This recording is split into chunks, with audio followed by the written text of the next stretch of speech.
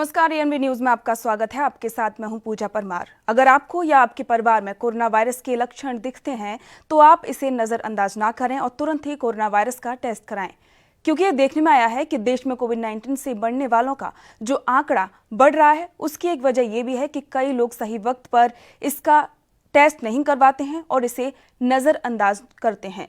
ANB news आपसे ये request करता है कि अगर आप में कोरोना वायरस के लक्षण दिखें तो जल्द ही अपनी जांच करवाएं और इसे जड़ से मिटाने में सहयोग करें।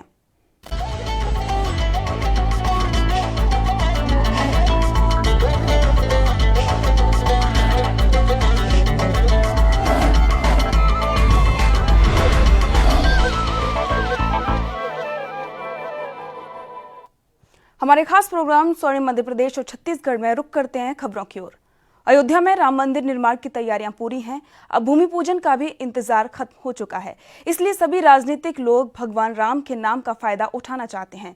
शायद इसलिए छत्तीसगढ़ के सीएम भूपेश बघेल ने ट्वीट कर इस बात की जानकारी दी है कि लंका कूद से पहले जिस तरह रामेश्वरम में भगवान श्री राम ने शिवलिंग स्थापित कर पूजा अर्चना की थी, उसी तरह उत्तर से दक्षिण भारत में प्रवेश से पहले उन्होंने छत्तीसगढ़ के रामपाल नाम की जगह में भी शिवलिंग स्थापित कर आराधना की थी, जो बस्तर जिले में स्थित है, जहां प्रभु राम द्वारा स्थापित शिवलिंग आज भी विद्यमान है। दक्षिण प्रवेश से पहले प्रभु राम ने रामपाल के बाद सुकमा जिले के रामाराम में भूदेवी की आराधना की थी। छत्तीसगढ़ शासन ने अब दोनों स्थानों को भी अपने नए पर्यटन सर्किट में शामिल कर उनके सौंदर्यीकरण और विकास की योजना तैयार कर ली है। शीघ्र ही प्रभु राम के स्थान रहे इन दोनों पवित्र स्थलों पर कार्य प्रारंभ होगा।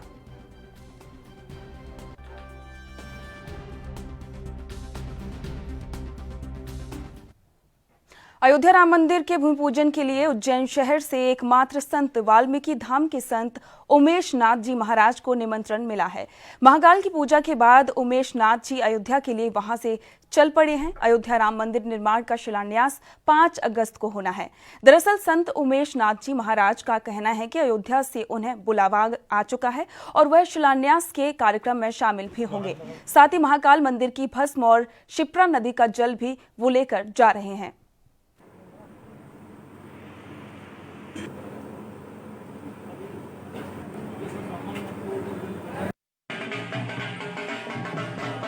मैं उसको पूर्ण रूप से मर्यादित तरीके से और सत्य निष्ठा से निभाऊंगा। उस आमंत्रण पत्र को स्वीकार करके और मैं बाबा महाकाल को प्रणाम करके और अभी प्रस्थान करूंगा अयोध्या के लिए। और उसमें जो भगवान मर्यादा पुरुषोत्तम राम जी का जो मंदिर का निर्माण हो रहा है, वो हमें बड़ी प्रसन्नता ये है कि प्राचीन काल में अयोध्या नष्ट हो गई थी, तो विक्रमादित्य राजा जो अवंतिका के हैं, उन्होंने उसका पुनर्निर्माण किया था और अब पुनः उसका पुनर्निर्माण होने जा रहा है।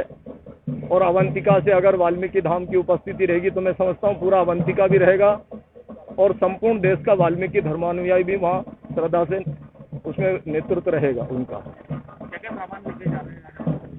सबसे पहले भगवान महाकाल की भस्मी और वाल्मीकि धाम की मिट्टी और माँ पुण्य सलीला शिप्रा जी का जल, वो हम लेकर के जा रहे हैं और उस भूमि पूजन में वो उसको समाहित कर।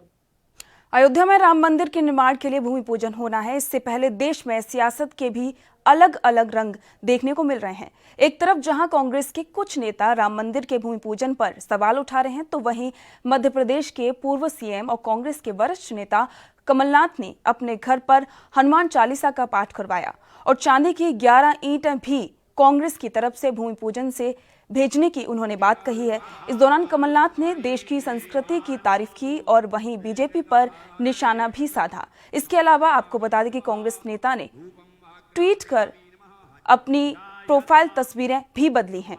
तस्वीरों में वो भगवा पहने हुए नजर आ रहे हैं।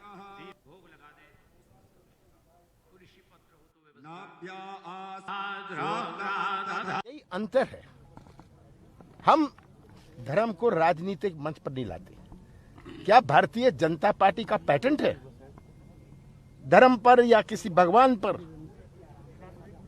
क्या भारतीय जनता पार्टी ने एजेंसी ली है? क्या ठेका लिया है धर्म का?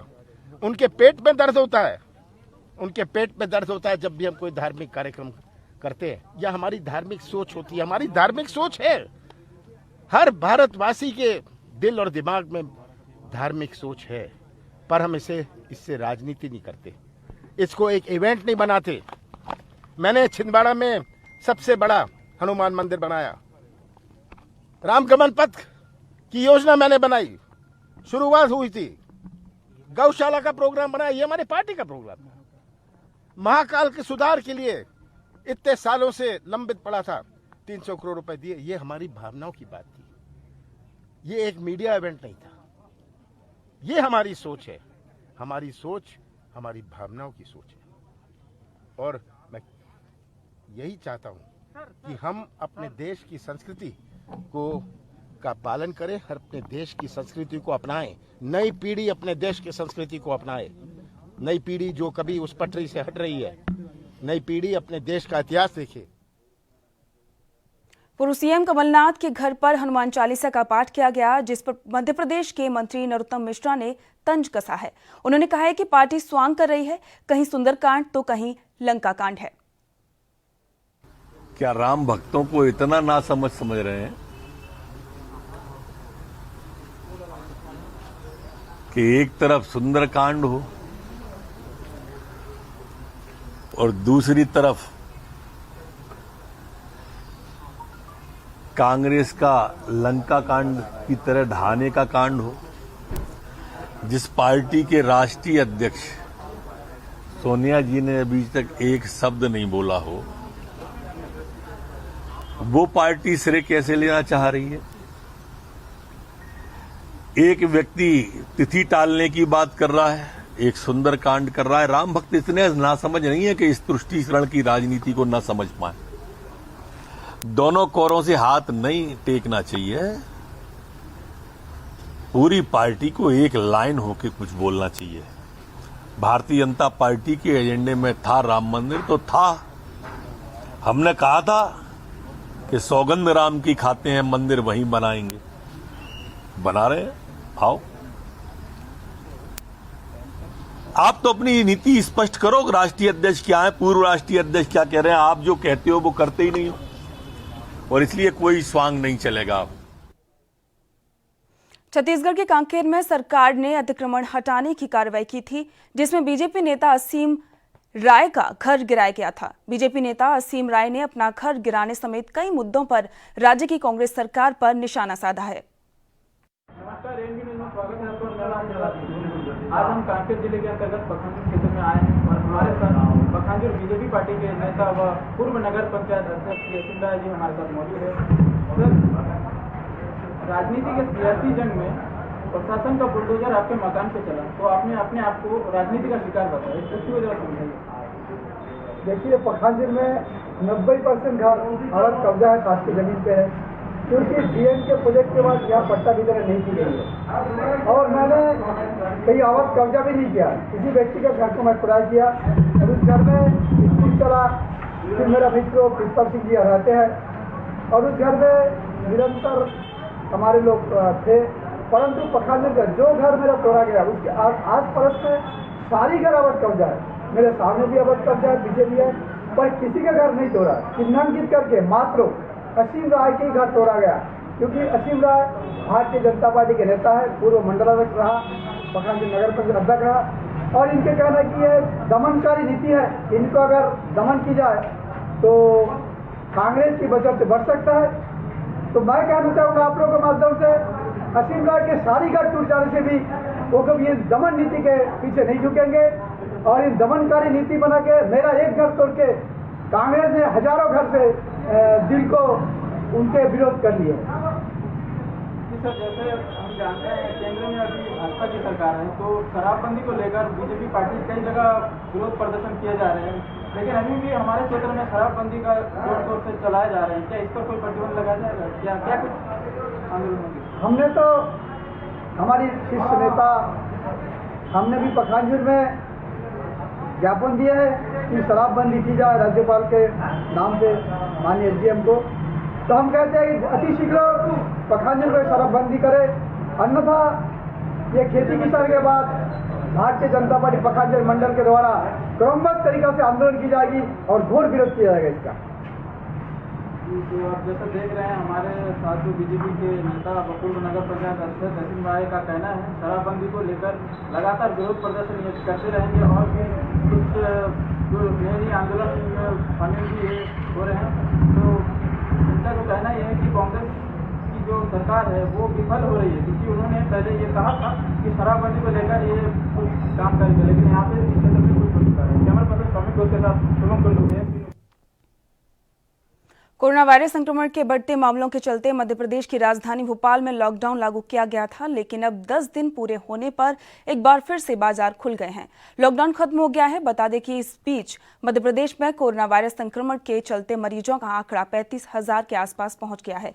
भोपाल में लॉकडाउन खत्म होते ही बाजार खुला, सड़कों पर भी वाहनों की आवाजाही बढ़ गई है।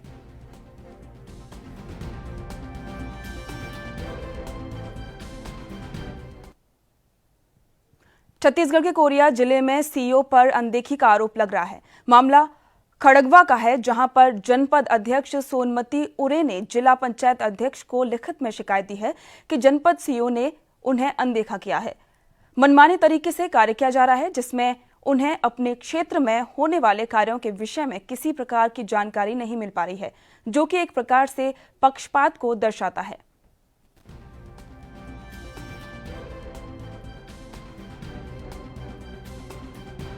तो वो सीईओ अपने मनमाने तरीके से यहाँ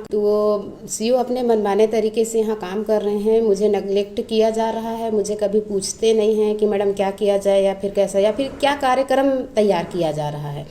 मानती हूँ कि विधायक जी का कार्यक्रम है वो अच्छी बात है, लेकिन मेरे ख्याल से मैं एक जनप्रतिनिधि हूँ तो उसके हिसाब से मुझे सूचित किया जाए। और फिर मैं जनपद की अध्यक्ष हूँ।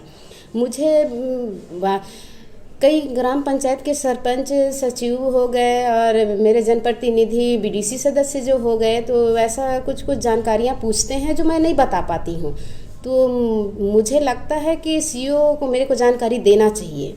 कुछ भी कार्य करते हैं तो उसमें मेरे को सूचित करना चाहिए कि मैडम ये कार्यक्रम होने वाला है, ऐसा करके। क्योंकि अभी कई नए ग्राम पंचायत हुए हैं, वहाँ रोजगार सहायक की प्रभार दिया गया है जो मुझे सूचित नहीं है। और वहाँ के सरपंच मुझे पूछ रहे हैं कि मैडम ये ऐसा कैसे हो रहा है। तो वही मैं पूछना चाहिए, लेकिन अभी पूछी तो नहीं हूँ, लेकिन वो अपने मनमाने तरीके से इस तरह का काम कर रहे हैं।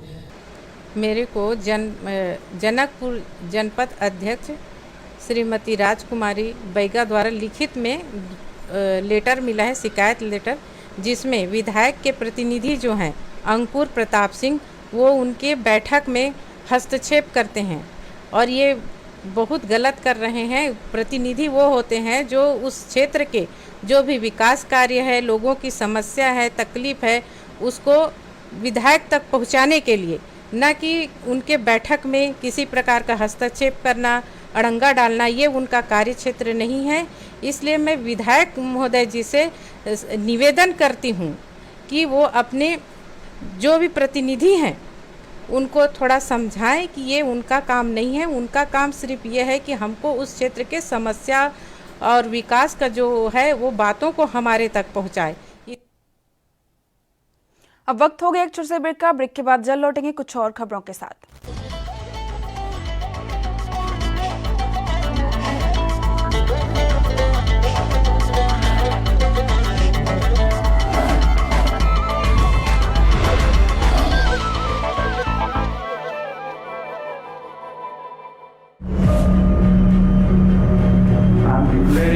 Public health emergency of international concern over the global outbreak of novel coronavirus. Bharat की कोरोना वायरस से जंग।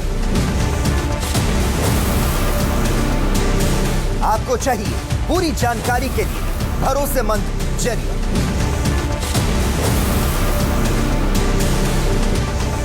जानकारी जो अफवाहों पर ना हो। 24 घंटे 7 दिन लगातार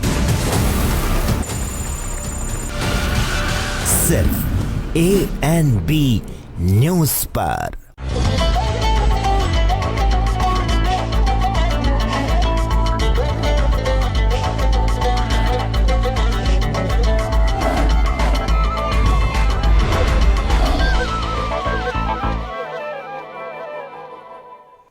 ब्रेक के बाद आपका स्वागत है। बढ़ते अगली खबर की ओर। मध्य प्रदेश के भिंड में सियासी वार पलटवार देखने को मिल रहा है। वर्तमान विधायक संजू पर पूर्व विधायक नरेंद्र कुशवाहा ने कई गंभीर आरोप लगाए हैं, जिसके जवाब में विधायक संजीव कुशवाहा ने भी करारा पलटवार किया है।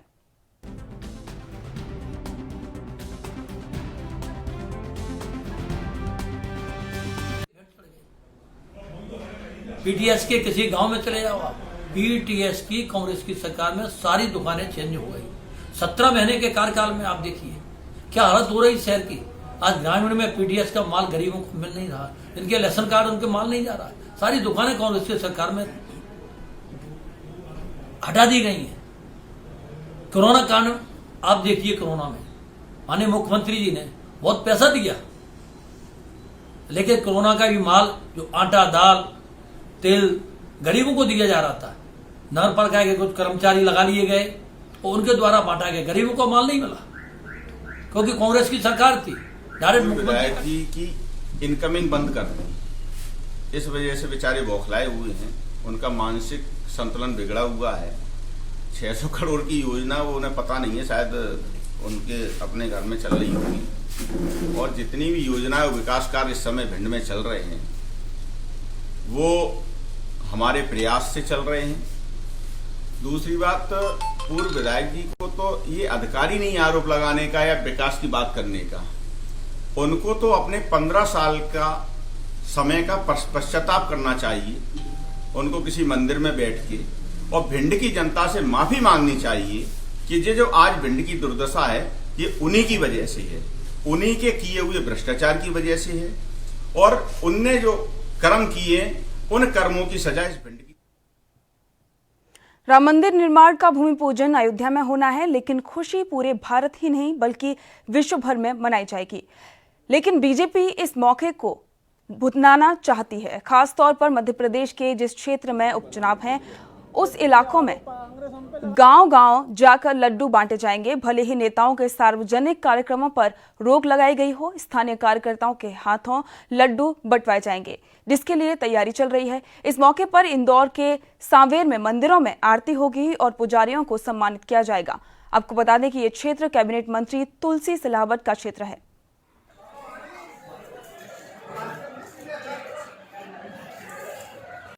हर व्यक्ति का आस्था से जुड़ा हुआ है। सांवेर विधानसभा के कार्यकर्ताओं में भी बहुत उत्साह था और सभी का आग्रह था कि हम सांवेर विधानसभा में इस विधानसभा क्षेत्र में अपने अपने स्तर पर अलग अलग तरह से उन्होंने एक योजना बनाई कि हम इस योजना के इस कार्यक्रम में पत्रक के माध्यम से इस पूरी संघर्ष गाथा को भी लोगों तक पहुँचाएं, प्रसाद भी पहुँचाएं। तो सांवेर विधानसभा के अलावा और अन्य विधानसभा क्षेत्र में भी वहाँ के कार्यकर्ताओं ने अलग अलग योजना बनाकर इस कार्यक्रम में सभी लोग शामिल हुए। मध्य प्रदेश में जहां लॉकडाउन लगाया गया था, भले ही अब वो खत्म हो गया हो, लेकिन लगातार कोरोना के मामलों में इजाफा हो रहा है। बेटवा में 9 लोग कोरोना संक्रमित पाए गए हैं, जिसमें 2 परिवारों के 3 लोग पॉजिटिव निकले हैं। नगर में संक्रमण का आंकड़ा 16 तक पहुंच गया है। स्वास्थ्य विभाग की टीम और पुलिस विभाग के आला अधिकारी सहित सभी वरिष्ठ अधिकारी मौके पर पहुंचे और पूरे एरिया को सील कर दिया गया। संक्रमितों की इंदौर रेफर किया गया और साथ ही संक्रमित परिवार के लोगों को होम क्वारंटीन किया गया।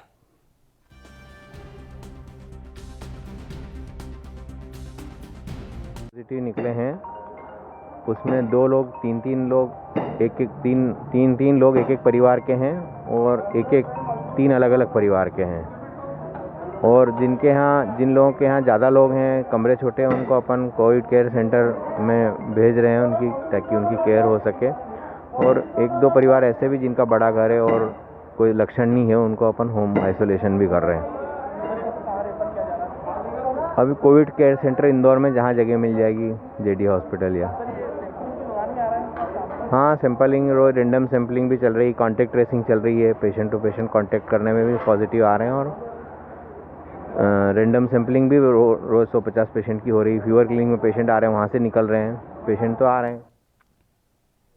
छत्तीसगढ़ के बिलासपुर में अवैध शराब की बिक्री का मामला सामने आया है। जिले के कोटा नगर के अध्यक्ष प्रतिनिधि ने ये आरोप लगाया है कि सरकार खुद शराब दुकानों से अवैध शराब की खुलेआम बिक्री करवा रही है।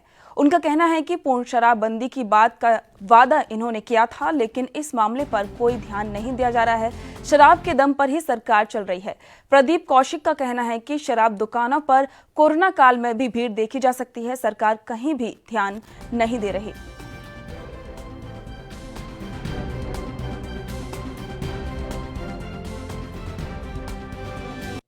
पूर्ण शराबबंदी का इन्होंने घोषणा पत्र जारी किया था, उसके बावजूद इन्होंने उसमें कोई ध्यान नहीं दिया जा रहा है। खाली खाना पूर्ति के लिए कमेटी बना दी गई है और खुलकर सरकार शराब बिक्री कर रही है।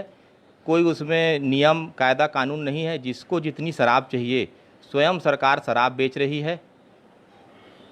वहाँ के जो मैनेजर हैं उनके तरफ यानी वो भी ध्यान नहीं दे रहे हैं। जो नहीं, सरकार ही शराब बेच रही है। सभी को खुला आदेश दिया गया है कि जिसको जितना चाहिए शराब उनको दे दिया जाए और अधिक से अधिक सरकार शराब के दम पर ही चल रही है। नहीं, हमने समय समय पर ही जहाँ पर शराब दुकान खुला हुआ है उसका कई बार ज्ञापन दिया हुआ है कि ये शराब दुकान बस्ती से लगा हुआ है, दूर में शराब दुकान खोला जाए। और अभी वर्तमान में जो महामारी चल रही है कोरोना की, उसको देखते हुए अधिकतर कर पूरे छत्तीसगढ़ में सभी जगह शराब दुकानों में बेतहासी भीड़ लगी हुई है और ना ही उसमें ध्यान दिया जा रहा। छत्तीसगढ़ के राजनांदगांव के सोनपरा में एक महिला ने आत्महत्या कर ली है। सूचना मिलने पर पुलिस घटनास्थल पर पहुंची तो मामला सोनी का शव फांसी पर लटका हुआ मिला। घटना के समय महिला का पति घर पर नहीं था और बेटा सो रहा था। उठने के बाद बेटे ने मां को खोजना शुरू किया, तब उसने मां को फांसी पर लटकता देखा और उसकी जानकारी पुलिस को दी। वहीं पुलिस ने शव को पोस्टमार्टम के लिए भेज दिया है और आगे की कार्रवाई शुरू कर दी है।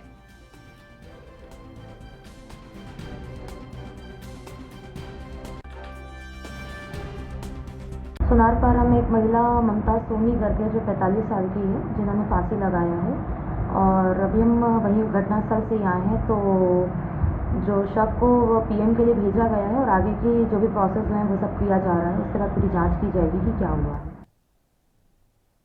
मध्य प्रदेश के बालाघाट शहर के पास गांव गोंगलई निवासी एक मछुआरा बेनगंगा नदी पर अपनी नाव खोलने गया था, लेकिन वापस नहीं आया। मछुआरा नदी के तेज बहाव में बह गया, जिसकी सूचना ग्रामीणों ने थाने को दी।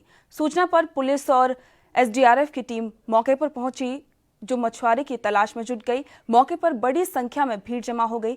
ग्रामीण थाने के टीआई प्रदीप कुमार ने बताया कि रेस्क्यू टीम पूरे मुस्तैदी के साथ मछुआरे को ढूंढने में लगी हुई है।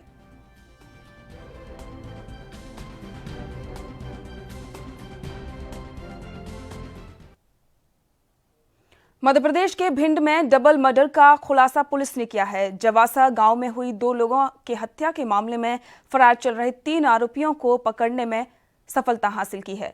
आरोपियों के फरार होने के बाद देहात पुलिस इनकी गिरफ्तारी के लिए कोशिश कर रही थी। पुलिस अधीक्षक भिंड की ओर से आरोपियों पर 30,000 रुपए का इनाम घोषित किया गया था। मुखबिर की सूचना पर 3 आरोपियों को पुलिस ने गिरफ्तार कर लिया है।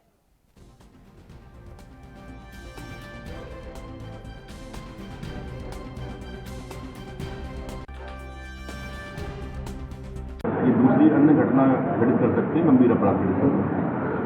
इसलिए पुलिस अधीक्षक महोदय के नेतृत्व मार्गदर्शन में अवलंबित टीमों का गठन किया गया और उसका परिणाम रहा कि हमने 48 घंटे के अंदर तीनों आरोपियों को गिरफ्तार कर दिया। हत्या के पीछे वजह क्या रही है सर, क्यों की गई हत्या, क्या कारण था इसके पीछे?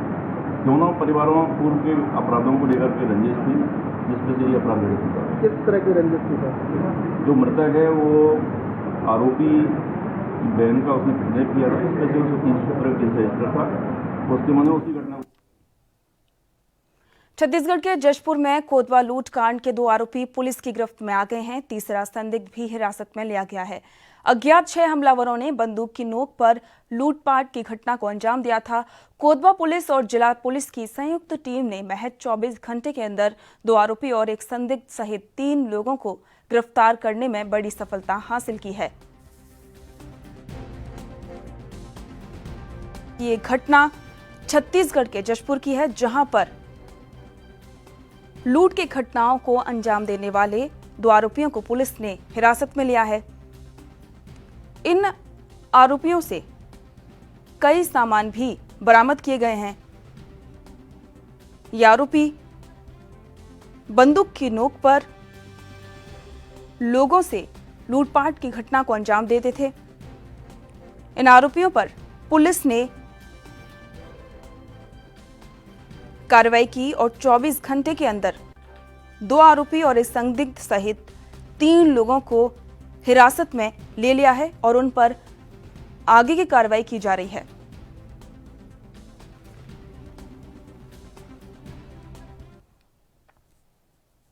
स्वर्णिम मध्य प्रदेश और छत्तीसगढ़ में फिलहाल इतना ही। देश दुनिया की तमाम खबरों को जानने के लिए देखते रहिए ANB न्यूज। नमस्कार।